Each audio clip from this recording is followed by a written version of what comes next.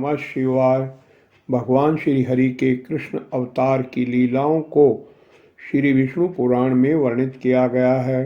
भगवान के भक्तों को आनंद देने वाली महान पुण्यदायक कथाओं की ये दूसरी कड़ी है।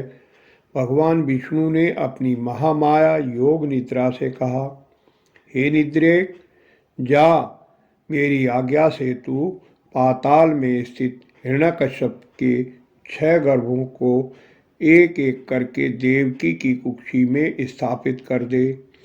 कंस द्वारा उन सब के मारे जाने पर शेष नाम के मेरे अंश अपने अंश से देवकी के 7वें गर्भ के रूप में स्थित होंगे। हे देवी, गोकुल में वसुदेव जी की जो रोहिणी नाम की भार्या रहती है, उसके उदर में तू इस 7वें गर्भ को इस प्रकार स्थापित कर देना जिससे वह उसी के उदर के समान जान पड़े।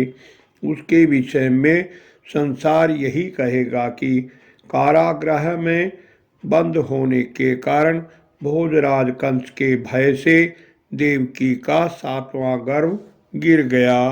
श्वेत शैल शिखर के समान वीर पुरुष गर्भ से आकर्षण किए जाने के कारण संसार में संकर्षण के नाम से प्रसिद्ध होगा। तदंतर हे शुभे, देवकी के 8वें गर्भ के रूप में मैं स्थित होऊंगा। उस समय तू भी तुरंत ही यशोदा के गर्भ में चली जाना। वर्षा ऋतु में भाद्रपद कृष्ण अष्टमी को रात्रि के समय मैं जन्म लूँगा और तू नवमी को उत्पन्न होगी। हे अनिंदिते, उस समय मेरी शक्ति से अपनी मति फिर जाने के कारण वसुदेव जी मुझे तो यशोदा जी और तुझे देवकी के शयन गृह में ले जाएंगे। तब हे देवी, कंस तुझे पकड़कर पर्वत शिखर पर पटक देगा। उसके पटकते ही तू आकाश में स्थित हो जाएगी। उस समय सहस्रनयन इंद्र तुझे भगिनी रूप से स्वीकार करेगा। तू भी शुंभ निशुंभ आदि सहस्त्रों दैत्यों को मारकर अपने ही अनेक स्थानों से पृथ्वी को सुशोभित करेगी। तू ही भूति, सन्नति, शांति और कांति है। तू ही आकाश, पृथ्वी, धृति, लज्जा, पुष्टि और उषा है।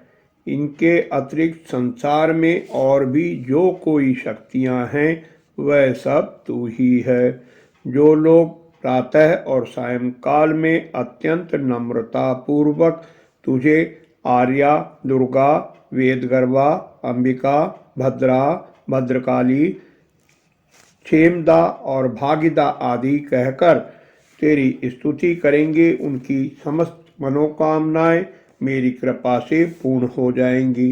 अब तू मेरे बतलाए हुए स्थान को जा। श्री पाराशर जी बोले, हे मैत्रेय, श्री विष्णु भगवान ने जैसा कहा था उसके अनुसार जगद्धात्री योग माया ने 6 गर्भों को देवकी के गर्भ में स्थित किया और 7वें को उसमें से निकाल लिया। इस प्रकार 7वें गर्भ के रोहिणी के उदर में पहुंच जाने पर श्री हरि ने तीनों लोकों का उद्धार करने की इच्छा से देवकी के गर्भ में प्रवेश किया।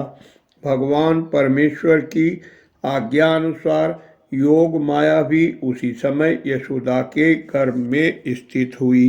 भगवान विष्णु के अंश के पृथ्वी पर पधारने पर सब और प्रसन्नता छा गई। उस समय अत्यंत तेज से दैदीप्यमान देवकी की को कोई नहीं देख सकता था। देवतागण भगवान विष्णु को धारण करने वाली माता देवकी की स्तुति करने लगे।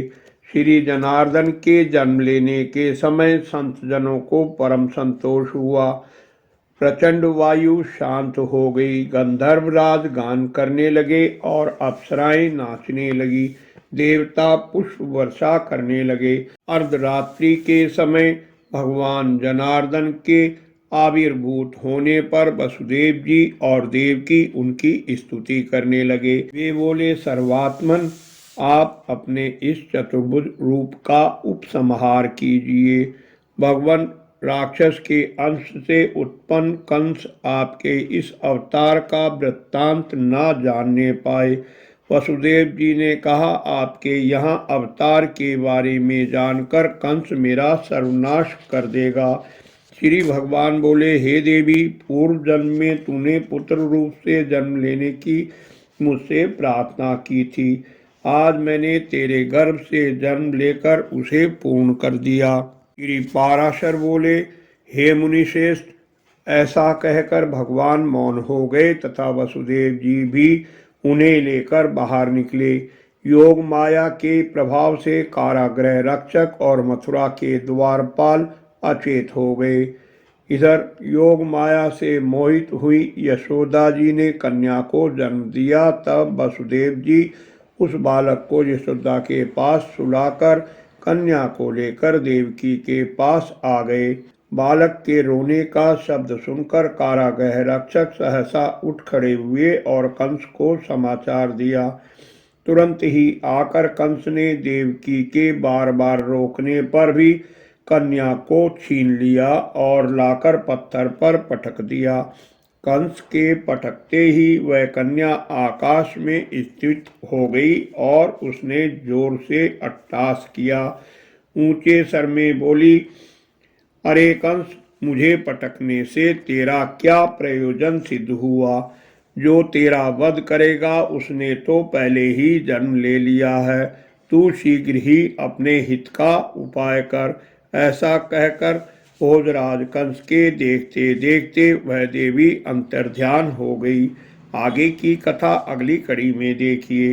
वीडियो पसंद आई हो तो लाइक करें, अन्य भक्तों से शेयर कर धर्म के भागी बने। कमेंट में सुझाव दें। निरंतर जुड़े रहने के लिए चैनल को सब्सक्राइब कर लें। धन्यवाद। आपका कल्याण हो।